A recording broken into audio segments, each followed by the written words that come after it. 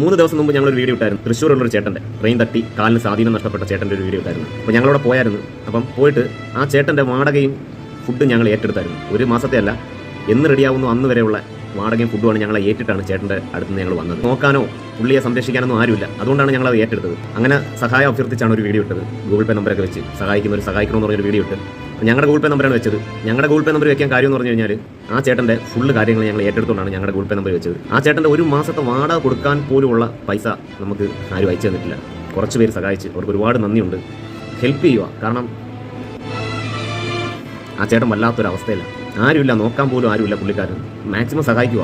കാരണം ഞങ്ങൾ ഏറ്റെടുത്തപ്പോൾ പോലും പുള്ളിക്ക് ഭയങ്കര സന്തോഷമായിരുന്നു. പിന്നെ പുള്ളിക്കാരന് നമുക്ക് ചെയ്യാൻ പറ്റത്തില്ല, പിന്നെ ഒന്നും ചെയ്യാൻ പറ്റത്തില്ല. അതുകൊണ്ട് മാക്സിമം സഹായിക്കുക. ആ പുള്ളിക്കാരനെ നമുക്ക് എങ്ങനെയെങ്കിലും ഒന്ന് രക്ഷിച്ച് കൊണ്ടുവരണം. എത്ര മാസം ഞങ്ങൾക്ക് ചെയ്യാൻ പറ്റുന്നു അത്രയും മാസം ഞങ്ങൾക്ക് ചെയ്യണം. അത് നിങ്ങളെ കൂടെ സഹായം ഉണ്ടായാലേ പറ്റത്തുള്ളൂ. അല്ലെങ്കിൽ പിന്നെ ഞങ്ങൾക്ക് ഒന്നും ചെയ്യാൻ പറ്റത്തില്ല. മാക്സിമം ആ ചേട്ടനെ നമുക്ക് ഹെൽപ്പ് ചെയ്തേ പറ്റത്തുള്ളൂ.